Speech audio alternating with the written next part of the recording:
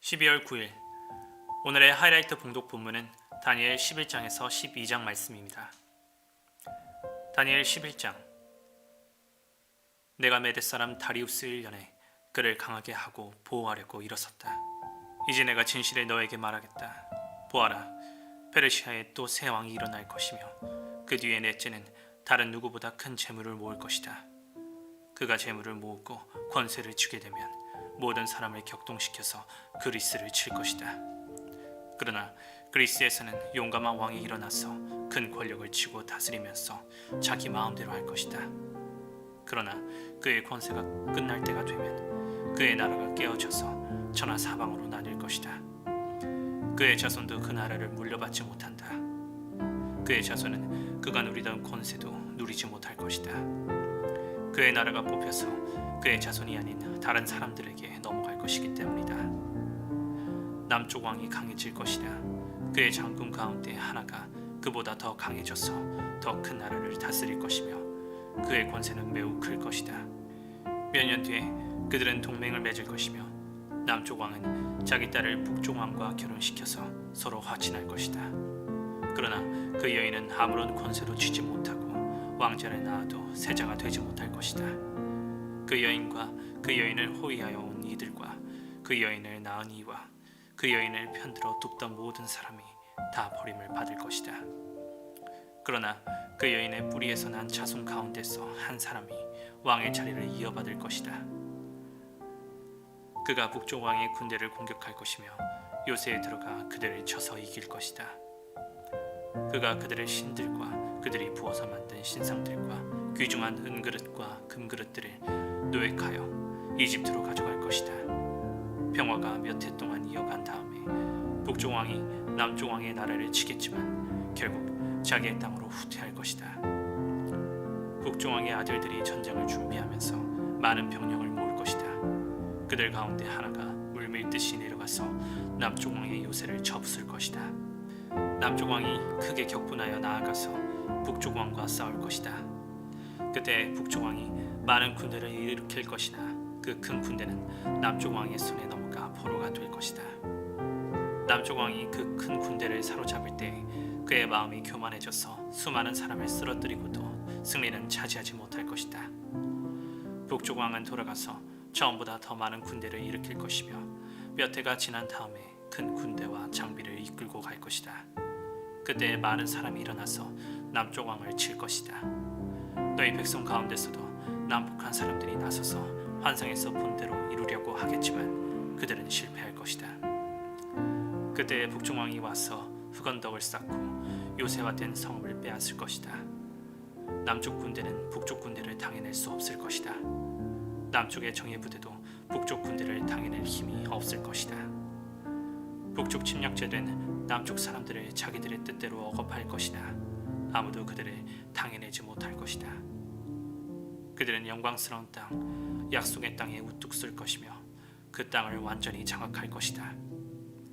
북쪽 왕은 자기 나라의 군사력을 이용하여 남쪽 왕과 화친할 것이며 남쪽 왕에게 딸을 주어 그 왕국을 멸망시키려고 할 것이다. 그러나 그 일은 이루어지지 않고 그에게 도움도 되지 못할 것이다. 그 뒤에 그는 해변 땅 쪽으로 방향을 돌려서 많은 곳을 점령할 것이다. 그러나 한 장군이 나타나 그를 꺾어버려서 그가 더 이상 행패를 부리지 못하게 하고 오히려 북쪽 왕이 부리던 행패가 자신에게로 되돌아가게 할 것이다. 그 뒤에 그가 자기의 땅에 있는 요새지로 돌아가겠지만 비틀거리다가 넘어져서 사라지고 말 것이다. 다른 왕이 그의 뒤를 이어서 왕이 될 것이다. 새 왕은 백성을 억압하는 세금 징수들을 전국 각 지방에 보내고 세금을 많이 거두어서 나라의 영화를 유지하려고 하겠지만 얼마 안 가서 아무도 모르게 살해되고 말 것이다. 뒤를 이어 어떤 비열한 사람이 왕이 될 것이다. 그는 왕이 될 권리도 없는 악한 사람인데도 왕위를 차지할 것이다. 그는 은밀하게 술책을 써서 왕권을 잡을 것이다. 홍수와 같은 힘을 가진 군의 세력도 그의 앞에서는 패하여 깨질 것이며 동맹을 맺고 왕위에 오른 왕도 그렇게 될 것이다. 다른 나라들과 동맹을 맺으나 끝내는 그 나라들을 속이고 비록 그가 소수의 백성을 다스리는 통치자이지만 점점 세력을 확장하여 패권자로 군림하게 될 것이다.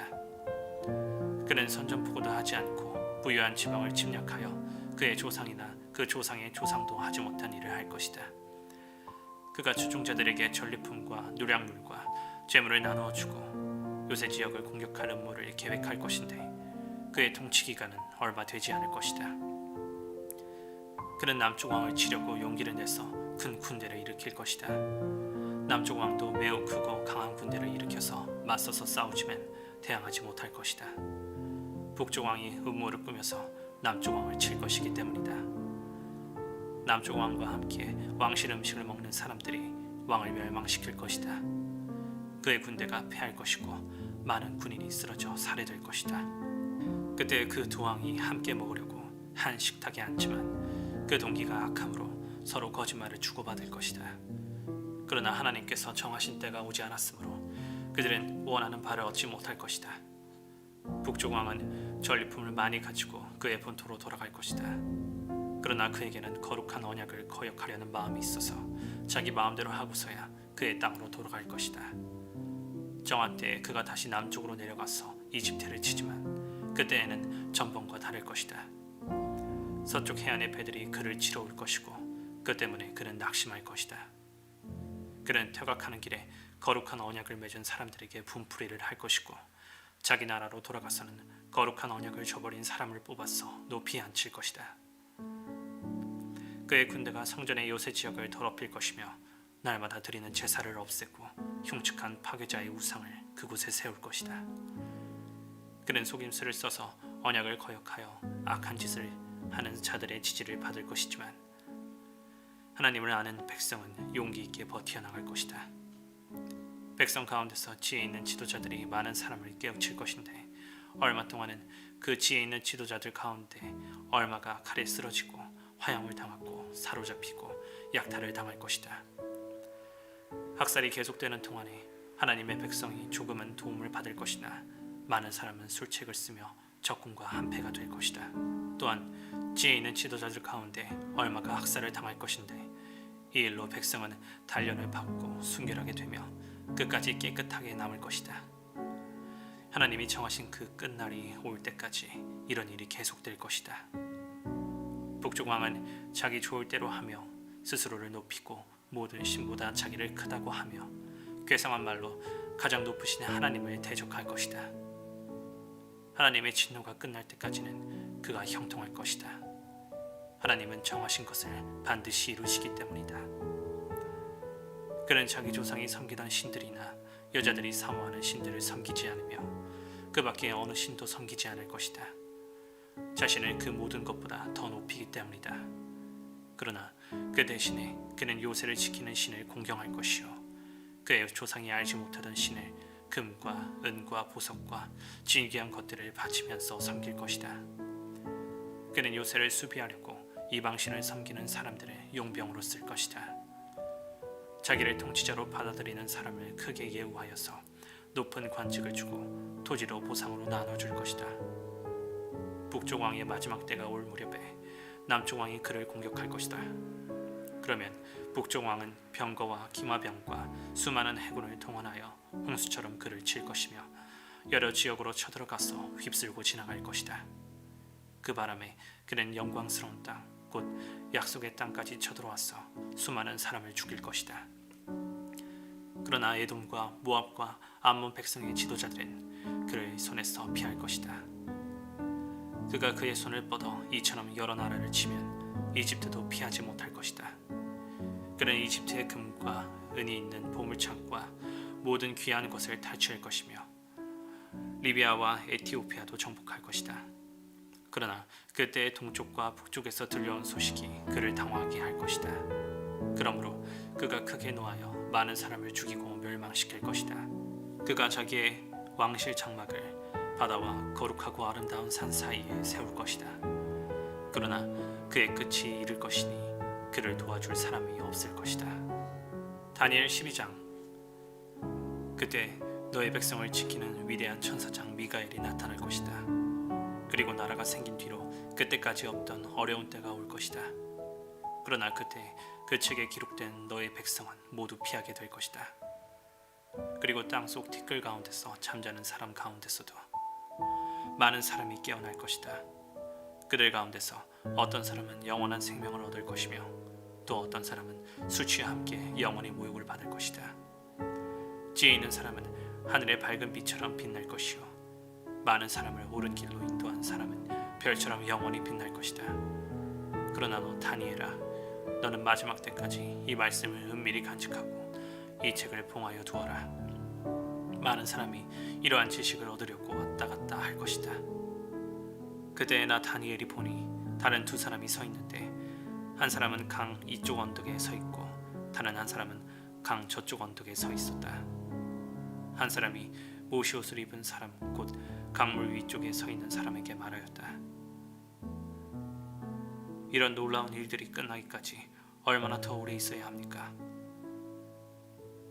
내가 들으니 모시 옷을 입고 강물 위쪽에 있는 사람이 그의 오른손과 왼손을 하늘로 쳐들고 영원히 살아계신 분에게 맹세하면서 말하였다. 한때와 두때와 반때가 지나야 한다.